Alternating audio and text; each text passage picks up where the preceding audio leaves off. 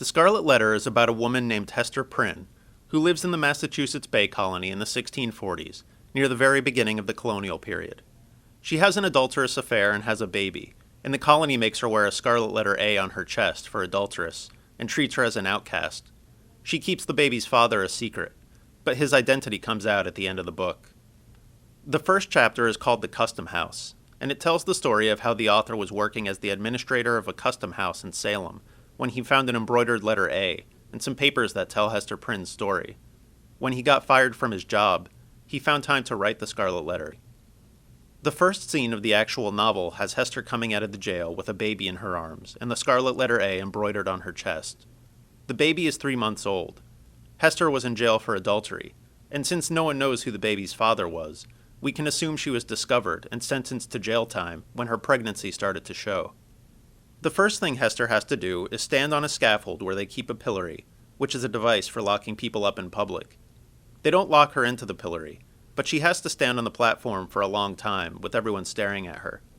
Eventually, she sees someone at the edge of the crowd. This man is her husband.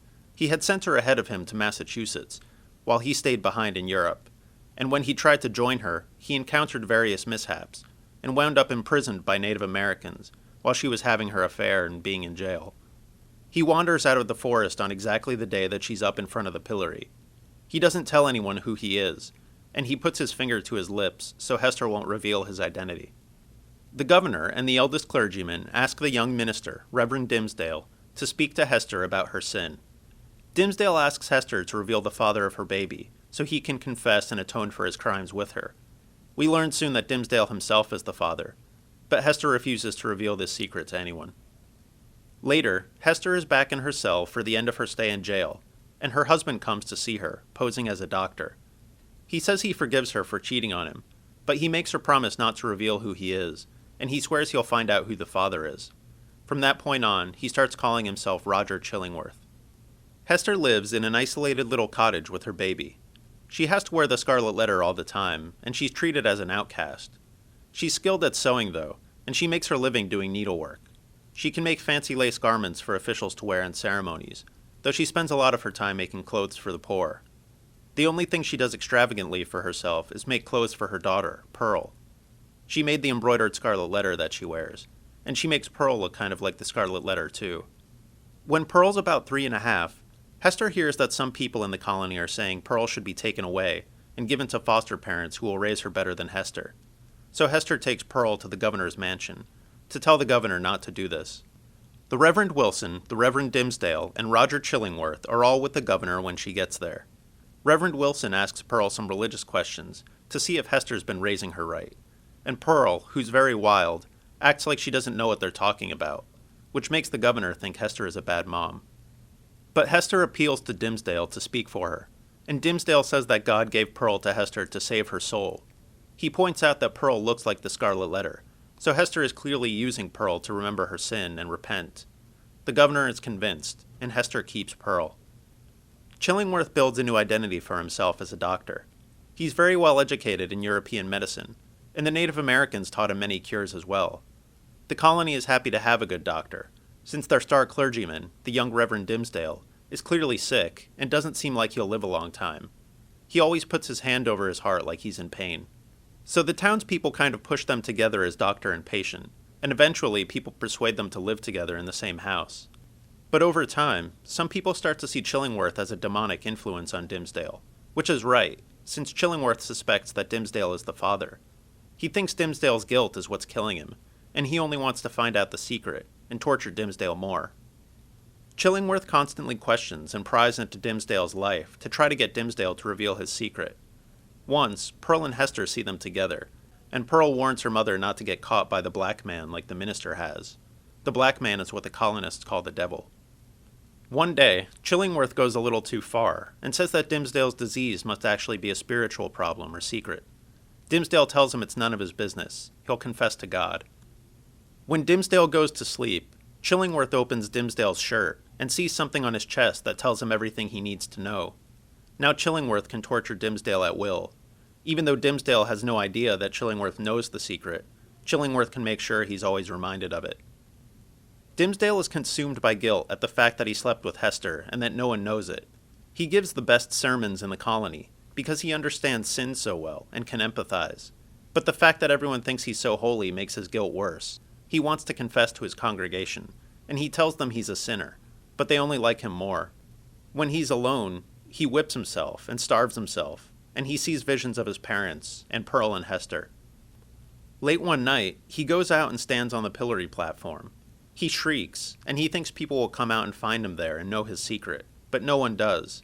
After a while, various people who are at the former governor's deathbed do come by.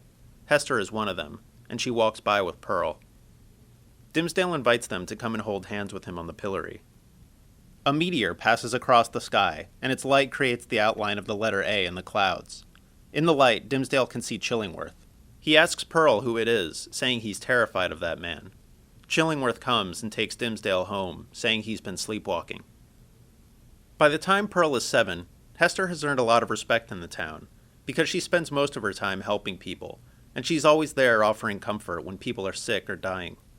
The townspeople even start talking about taking off the letter. But Hester is also used to being an outcast by now, and she doesn't really care about society's ideas of right and wrong anymore, which is the opposite of what the colonists wanted the letter to do. When she sees how tormented Dimmesdale is, and realizes that Chillingworth is the reason, she goes to confront Chillingworth.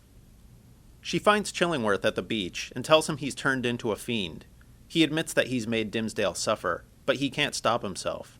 Hester says that she's going to tell Dimmesdale the truth, and she points out that Chillingworth could forgive and forget everything. Chillingworth says he can't do that.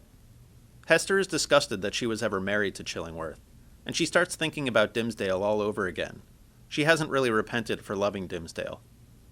She goes into the forest to meet Dimmesdale as he's returning from a trip, and they speak for the first time in 7 years. He admits he's completely miserable. She tells him that she's there for him, and she tells him the truth about Chillingworth. He's horrified and angry when he hears about this, but she insists that he has to forgive her, and ultimately he does. She urges him to leave the colony and start a fresh life somewhere else. He says he doesn't have the strength to do it alone, but she says she'll come with him and be his wife. Dimmesdale decides that he will leave town with her, and she takes off her scarlet letter and throws it away, then lets her hair down. They talk about Pearl, and Dimmesdale wonders if Pearl will accept him. They call to Pearl, but she won't come across the brook until Hester puts back on the letter. The minister kisses her on the forehead, but she runs and washes it off in the stream. She's mad because he won't acknowledge in public that he's friends with them. Dimmesdale comes back into town, having agreed to run away with Hester and Pearl on a ship in a few days. He's feeling confused and kind of crazy. Every time he sees someone, he can barely restrain himself from saying or doing something evil. Eventually, he makes it home, and throws himself into writing his last big sermon, the Election Day sermon. On the day the new governor is sworn in, when Dimmesdale has to give his big sermon, everyone in the colony has gathered together for a holiday. Hester has made arrangements with the ship's captain for them to leave, but the ship's captain finds her and lets her know that Roger Chillingworth is coming with them. Dimmesdale and all the officials of the colony process into the church, and Hester has to stand outside listening to the sermon as she worries about what the ship captain said, and as all the people there stand and gawk at her letter worse than ever. The sermon is a huge hit, the biggest sermon ever given in New England. Dimmesdale comes out and takes Hester and Pearl by the hand, and leads them up onto the pillory platform with him. Chillingworth tries to stop him, but can't. Dimmesdale says he should have stood with them 7 years before. Then he opens his shirt and reveals the scarlet letter on his chest. No one knows how it got there. It could be a sign from God, or he might have scarred himself. It's a mystery. Dimmesdale asks Pearl if she'll kiss him now, and she does. Hester asks if they'll be together in heaven, and he says no. They need to repent for their sin. Then he dies. Afterward, Chillingworth dies and leaves a huge inheritance to Pearl. Hester and Pearl leave the colony for a while, and Pearl apparently marries someone rich in Europe. But Hester eventually comes back to live in her cottage and wear her scarlet letter again. Hester is buried beside Dimmesdale, but not too close beside him, and they share a headstone with an A on it. For more information about the Scarlet Letter, check out the Scarlet Letter SparkNote at SparkNotes.com. For a translation of the Scarlet Letter into modern English, go to No Fear Literature at SparkNotes.com/nofear/lit.